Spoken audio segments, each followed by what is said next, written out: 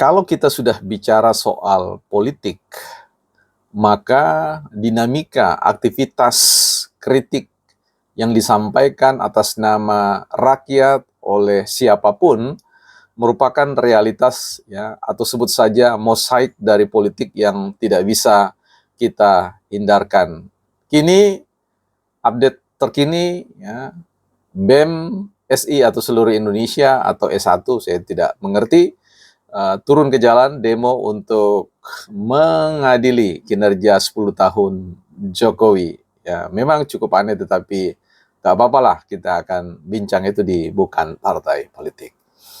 Teman-teman, selamat datang. Sekali lagi ucapkan buat teman-teman yang sudah dan harapannya akan bergabung dalam rangka membuat poros. Wah, poros ini bukan poros partai ya, tapi poros opini publik untuk ikut berargumentasi yang harapannya bisa menjadi bagian dari puzzle hadirnya sebuah pemikiran-pemikiran yang argumentatif, yang rasional, dan tentu tidak emosional.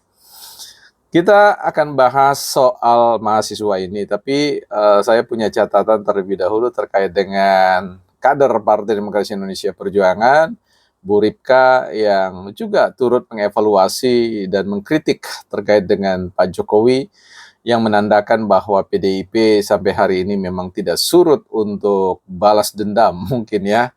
Kalau dulu tidak pernah terlihat bagaimana kritik mereka terhadap Pak Jokowi, tapi setelah Pak Jokowi memutar arah layar yang berbeda, maka seolah-olah setiap hari kita dibukakan borok dari kinerja Pak Jokowi. Siapa yang mau percaya kalau kemudian rakyat punya pandangan sendiri? Nah, nanti kita akan lihat apakah ada benang merah, apakah ada keterhubungan satu dengan yang lain. Kembali kepada persoalan mahasiswa, ya, kelompok siswa yang memiliki sifat kemahaan. Mudah-mudahan sifat kemahaan itu masih bisa ditunjukkan secara katakanlah bebas nilai ya, atau bebas dari pesanan, bebas dari afiliasi dengan kepentingan-kepentingan politik tertentu yang kemudian bisa menjadi semacam ragi bagi ya demokrasi kita, yang menghamirkan atau ya merusak adonan demokrasi yang sebenarnya kita sedang berada pada transisi atau semacam sebuah tahapan baru yang sangat strategis, yang memiliki arti penting atau nilai penting bagi capaian-capaian yang spektakuler bagi NKRI. Kita tahu gempuran terhadap Pak Jokowi ini sebagai kader Partai Demokrasi Indonesia Perjuangan, yang mudah-mudahan sampai hari ini harusnya tetap diakui ya, tapi ya sudah, karena ini persoalan politik praktis, politik pragmatis, maka memang akan sulit untuk kita mengatakan bahwa Pak Jokowi masih merupakan kader Partai Demokrasi Indonesia Perjuangan. Kita sebut saja sebagai kader rakyat perjuangan ya. Jadi Pak Jokowi adalah presiden rakyat perjuangan yang sudah menetapkan, memutuskan bahwa kemana telunjuk Pak Jokowi menunjuk, kesanalah rakyat majority atau mayoritas memberikan dukungan-dukungan baik doa maupun tentang tindakan-tindakan nyata. Kita tahu selama ini sebelum pasca ada banyak, maksud saya sebelum pemilihan presiden, kita lihat bagaimana gempuran-gempuran itu datang, ya silih ganti, bersatu jalan orang-orang atau pihak-pihak tertentu membombardir ya benteng pertahanan Pak Jokowi, tetapi pada akhirnya bertuju jalan mereka kocar-kacir ya.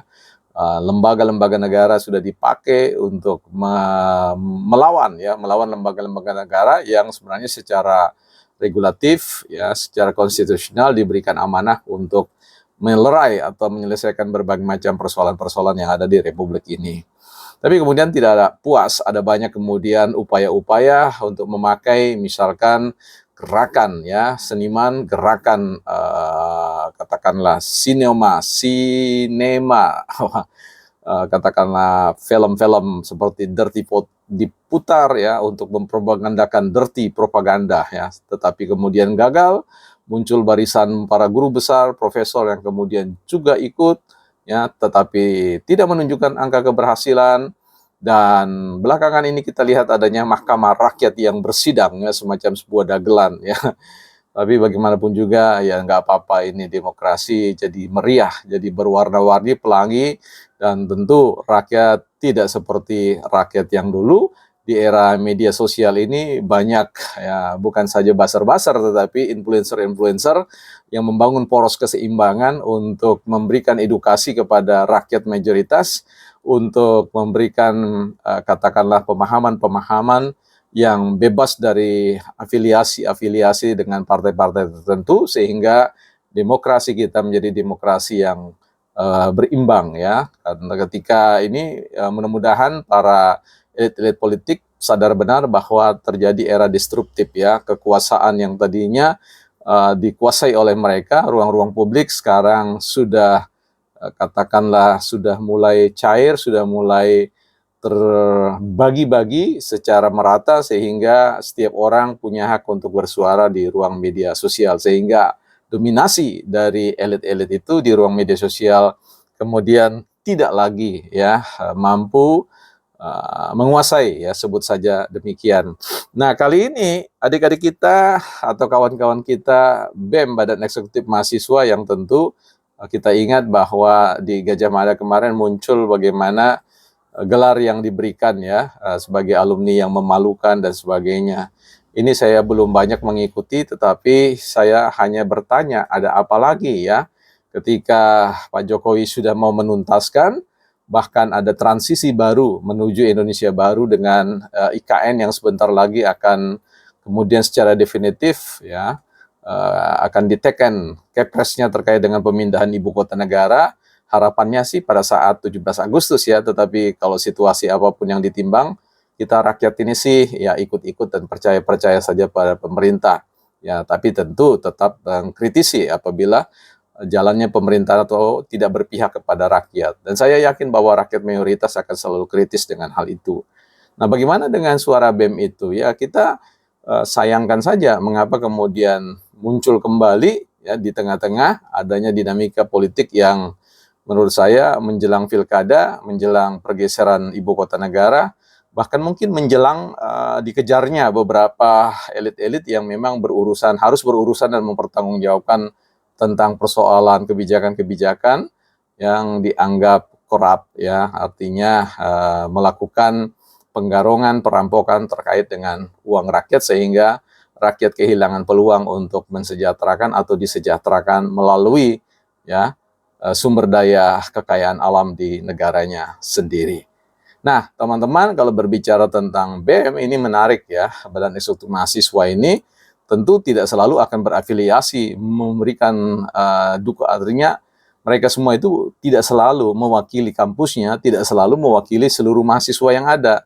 Ya, biasanya elit-elit BEM itu adalah elit-elit yang memang punya pandangan sendiri yang kadang-kadang terputus dengan suara-suara dari BEM. Hanya saja karena mereka memiliki posisi yang diberikan posisi secara otoritatif, ya, sehingga mereka bebas saja kemudian berkomunikasi dengan para elit-elit tertentu yang biasanya ya juga memberikan dukungan-dukungan fasilitas tertentu, apakah pasokan informasi yang mungkin juga tidak terlalu selaras dengan fakta di lapangan atau apapun, sehingga ya kemurnian mahasiswa ini kemudian boleh dikatakan sengkot diragukan karena dukungan data ya.